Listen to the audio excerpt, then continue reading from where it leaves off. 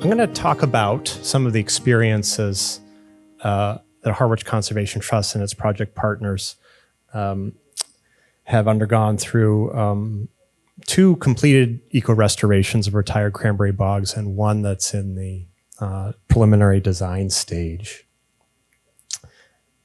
As you've heard many times, it can't be stated enough, partnerships really make our eco-restoration world go round. Thank you, partners. I always like to start with this slide when we're talking about these eco-restorations of retired bogs.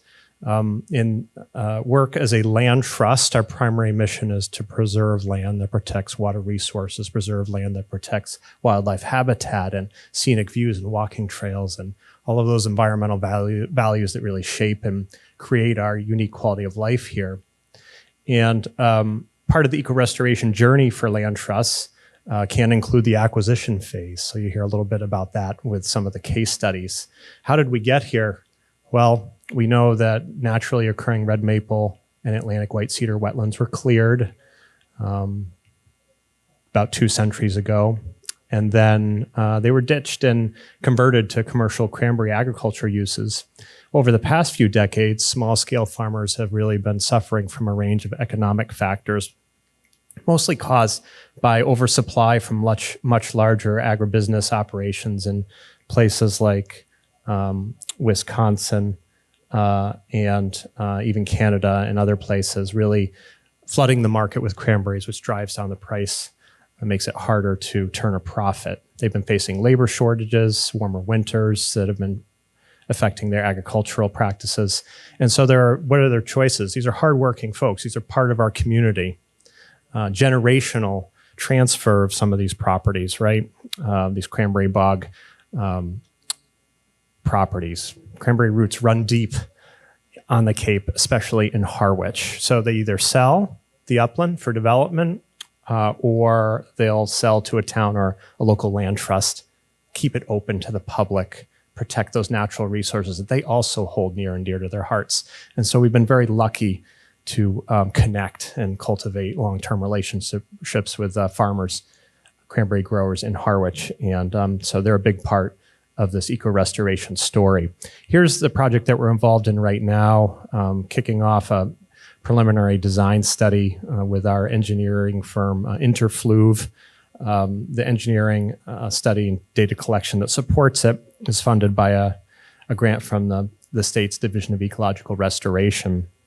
This is in the Herring River watershed. We have water flow from Flax Pond, Sand Pond. We're studying fish passage, enhancement opportunities. Again, very much in the beginning stages.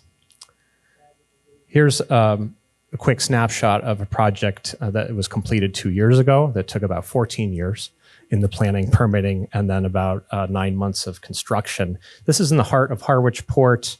Coal Brook flows from its spring-fed headwaters, Grass Pond, through the system on its way under Route 28 into Saquotucket Harbor on Nantucket Sound.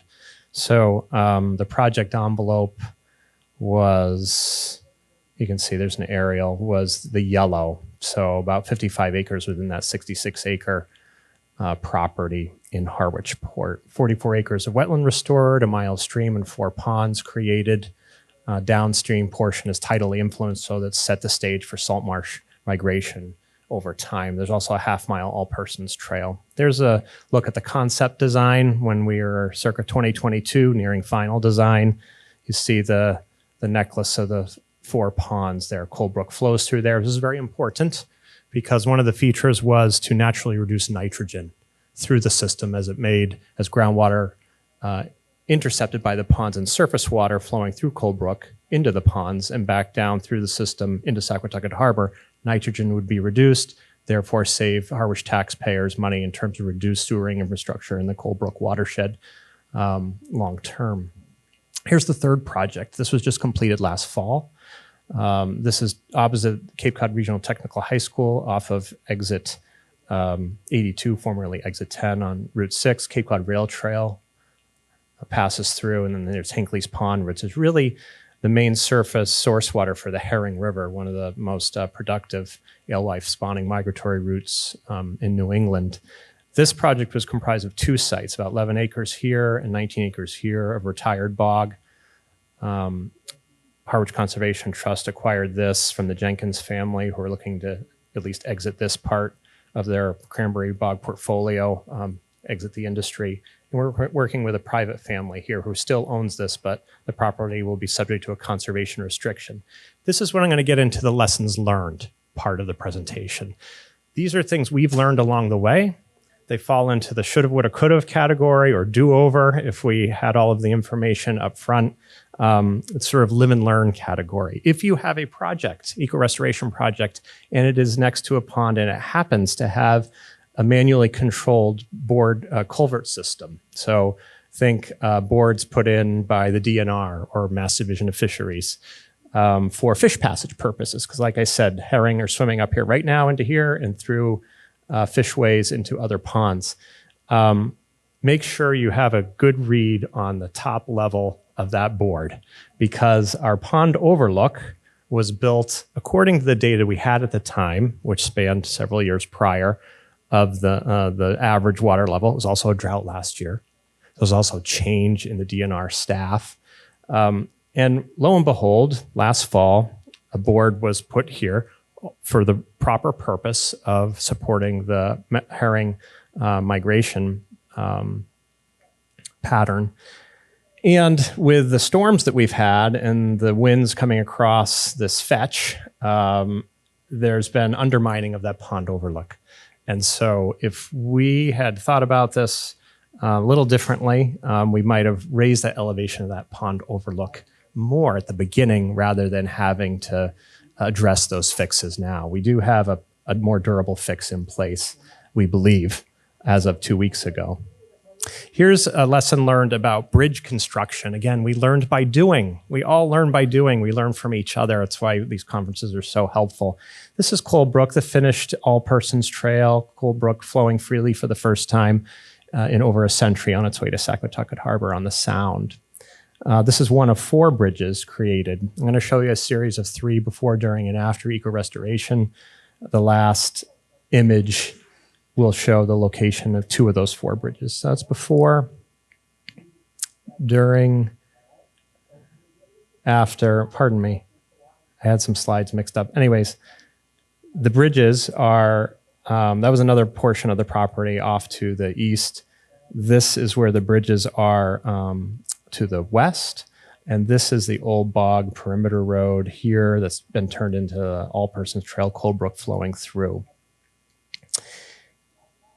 This happens to be the old culvert that was replaced by this bridge at Cold Brook. You saw that a few frames ago. The boards were put on the ends, and it is wheelchair accessible. However, it's harder to see through those boards on end, and it also takes a lot more lumber and labor to create those bridges. It was all permitted, it was all paid for. But looking forward to our Hinckley's Pond Herring River Headwaters Restoration Project that I said we just completed last fall, we changed up the design to this more open format, much less lumber material. On the flat here, takes less boards. And overall, it'll be easier to maintain because we're owners of the property. We're going to be tasked with raising the funds and the volunteer and staff labor to keep these structures in good shape. So again, a lesson learned on bridges. Consider your parking.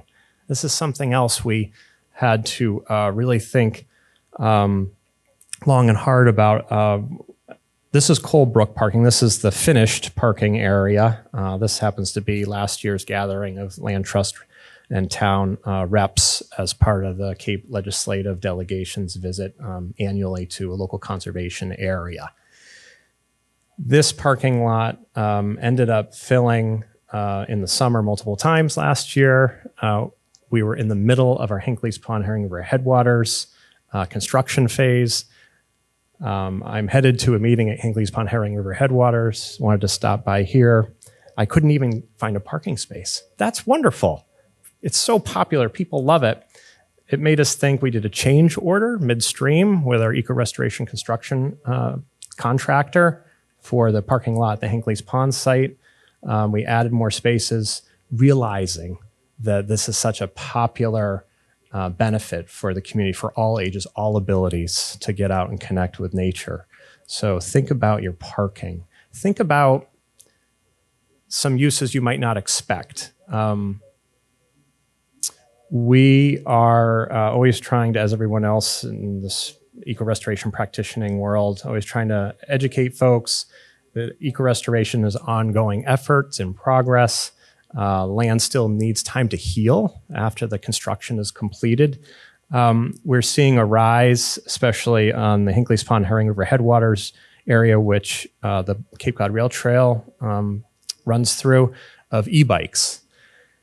And the all-persons trail surface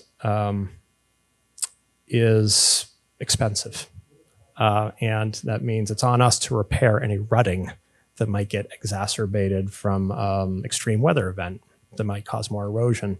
So we're having to be diplomatic in the way we educate the e-bike riders out there to stay on the rail trail and try and avoid the all-persons trail. We try to be good neighbors.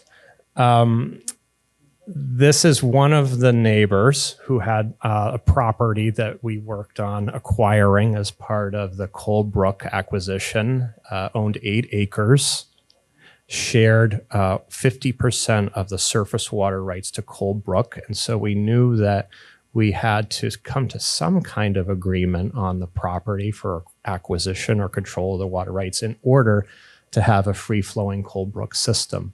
So it took, even with that sign, it took 16 years, but we came to agreement and we're still friends. So that's great. I still don't go beyond that sign. Keep an eye out for your pre and post restoration study opportunities. Often we hear about vegetation monitoring. Great work being done by APCC and the Woodwell Climate Research Center. It just so happens that Blair Nicula lives in Harwich, and he happens to be the co-author of the state's field guide to damselflies and dragonflies. And so he was willing to volunteer his time and do a study of dragonflies and damselflies pre-restoration. And also, so far, 2 years of data post-restoration. You can see the increase, 15 and 22. I'm not sure what's happening with these abbreviations. It was a change from the original slideshow put together, but you get a sense. 6 pre-restoration, post-restoration, we're up to 15 and already up to 22, all backed by his field studies. And of course, it's the photos that really wow. He happens to be a wonderful photographer as well. Unexpected opportunities. The river otter also really like Coldbrook, and they've become celebrities of sorts in town. The otter paparazzi took this photo and they landed on the cover of last year's summer Harwich Chamber of Commerce magazine. That gave one of our trustees an idea, and that was to create an otter den because he wanted to see if they might stick around with a little encouragement. He looked in North America, couldn't find any designs, consulted some folks in Europe, and we think this might be the first otter den in the US. Who knows? You're welcome to the design if you'd like it, if you think it helps your project. And there's the tube that runs for the otter to get from the pond to the chamber. Otters, we have a camera inside. We did get an otter and a raccoon and a rabbit and a muskrat. We don't have an otter family yet, at least staying there permanently, but we hope. There's Herb Raphael, one of our trustees who thought of the idea, and Lucy Palmer, our UVM college intern last summer. They were the dynamic otter den dream team and really made it happen. When your visitors are out there, encourage them to keep looking for unusual sightings. Author and field guide naturalist Peter Trull was out there, and he heard a Cooper's hawk giving an alarm call. Well, lo and behold, there was a long-eared owl down in that pile of slash or cut woody debris. When we first finished the construction phase, we would hear from folks complaining about the aesthetics of these slash piles. And we had to is a process of education. That's a natural response. And we had to let them know, well, it's for habitat purposes and it provides shelter and for a variety of species. And lo and behold, Peter out walking, listening, paying close attention, finds an example of just one of those species that found a safe place, except for being called out by the Cooper's hawk in this slash pile. And the last time Peter saw long-eared owls was in the 1990s when he was in Eastham. So researching eastern coyote. So pretty neat. Just a shout out to the next generation of eco-restoration practitioners and stewards of our beloved Cape.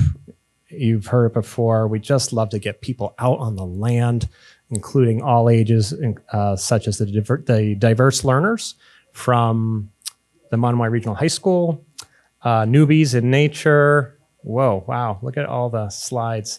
It must be the end of the day. Preschool explorers, ages 2 to 5, and their caregivers, and ecosystem explorers. Thank you so much. And available to take any questions. If you want a free guided tour of the Colebrook Eco Restoration, April 25th, April 18th, or May 2nd at Hinckley's Pond, Herring River Headwaters Preserve, go to our website, harwichconservationtrust.org. Like we say, you oughter check it out. Thank you very much. All right.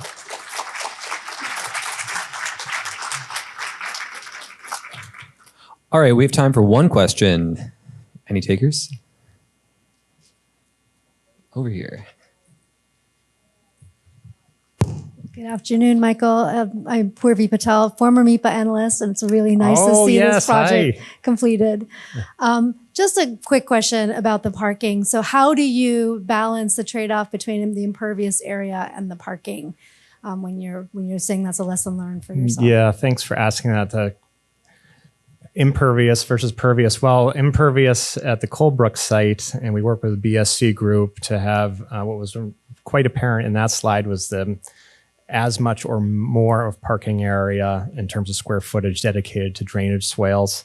We also pulled the parking out of the 100-foot buffer prior to renovating the parking area. Some of it had been in the 100-foot buffer. So we tried to make good on pulling the vehicles out of the 100-foot buffer and doing well by the drainage pattern. At Hinckley's Pond Herring River Headwaters, we went with all pervious, native stone, except for 2 paved spots for handicap vehicles. Yeah, so we keep learning. So thanks so much, everybody.